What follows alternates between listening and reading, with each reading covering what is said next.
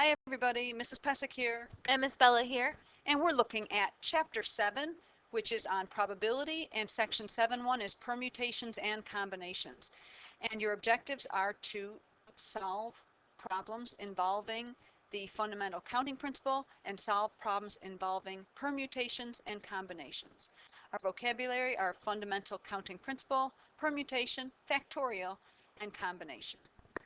So we're going to start off with the fundamental counting principle, which tells us if there are n items and m1 ways to choose a first item, m2 ways to choose a second item after the first item has been chosen, and so on. There are m1 times m2 times ... You see the pattern there. Ways to choose n items. And I think for this one, it's kind of easier just to jump into an example, see how this is going to work. So we have to make yogurt parfait, you can choose one flavor of yogurt, one fruit topping, and one nut topping. So how many parfait choices are there? So again, here's a little diagram so we can see what we're working with. So you can choose one flavor out of the plain and vanilla, one fruit, and one of the nuts to top it off. So if I was going to use this fundamental counting principle, in order to multiply this or to see how many options we have, we're going to say the flavors were 2. So 2 times, we had 5 options for fruit and 3 options for nuts. So I'll multiply those all together, which means I'll have 30 different parfait choices. Alright, so we have 30 options there on how you could make the parfait with mixing and matching from each of those categories. Let's try another one of those using that same principle. Okay, so for this one, a password for a site consists of 4 digits followed by 2 letters. The letters A and Z are not used, and each digit or letter may be used more than once. That's supposed to say may be used. How many unique passwords are possible? So if we want 4 digits, and we can use any digit we want, there are 10 digits, 0 through 9, to work with. So that's going to be 10 times 10 times 10 times 10, followed by 2 letters, but we can't use A or Z, so we can't use all 26 letters. We're only using 24 letters, and then another time of using one of the 24 letters. So if we multiply all of this together, which I didn't do the ones from 7.1, we're going to have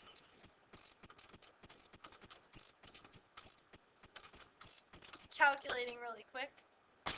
So, well, 24 times 24 is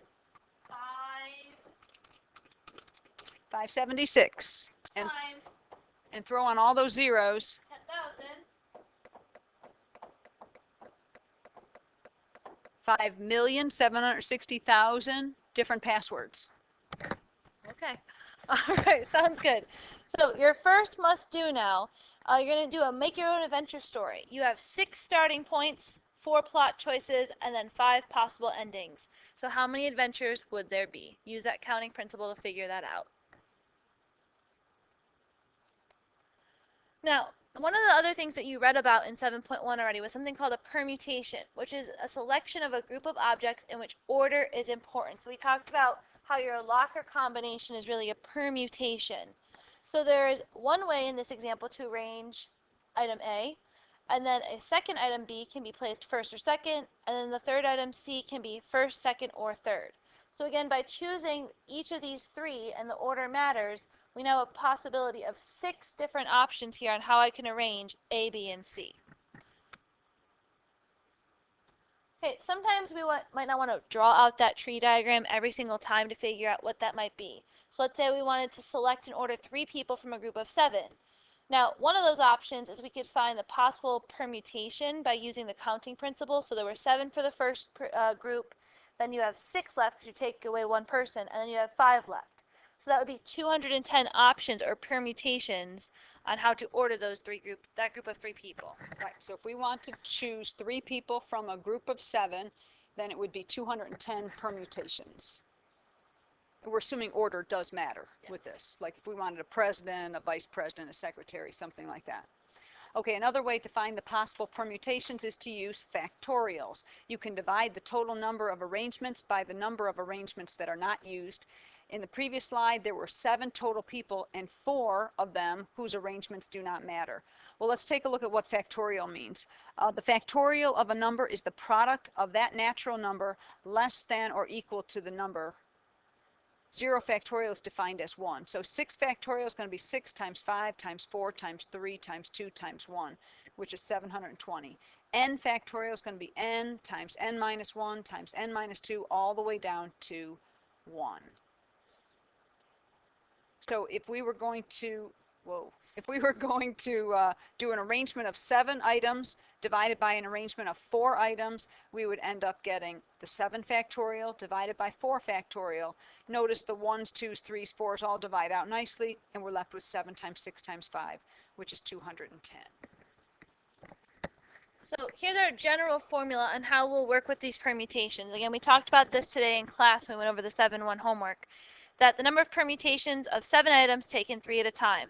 So we kind of have 7 and we're choosing 3, so we have 7 factorial over 7 minus 3 factorial to get those ones we didn't care about, the 4 factorial.